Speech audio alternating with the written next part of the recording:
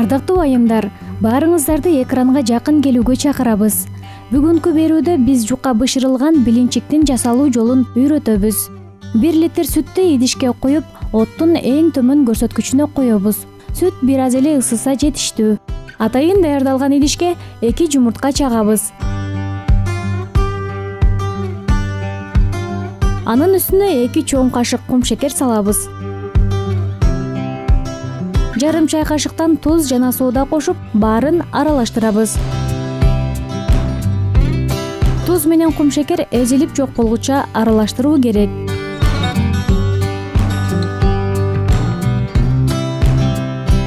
Эми мунун үстүнө 5 кашык өсүмдүк майын куябыз. Мен көбүнчө күн карама майын колдоном.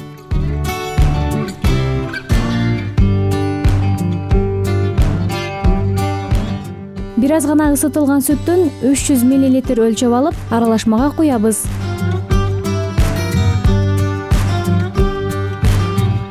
Кылдаттык менен чалуу керек. Бул суюктуктун үстүнө 250-270 грамм un салабыз. Баса белгилеп айтчу нерсе, билинчиктин уну жаңы жана сапаттуу болушу шарт. Болбосо бышырган мезгилде казанга жармашып, сизге кыйынчылык жаратышы мүмкүн.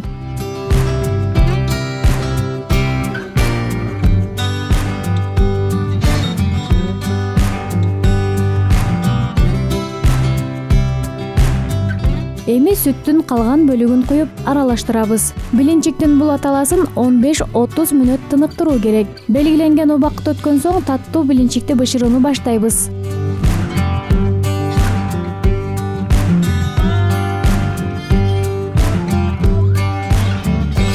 Билинчик бышырууда сөзсүз түрдө сковородканын мыктылыгына көңүл буруңуз. Анткени казан жакшы болбосо бышыруу оңойго турбайт.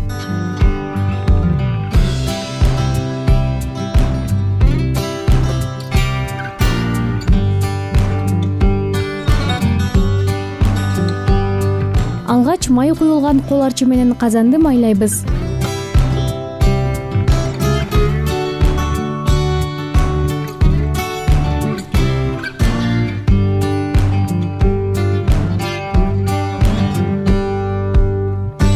Казан кызыгандан соң акырын бир чөйчөк өлчөмүндө камырды айландырып куябыз.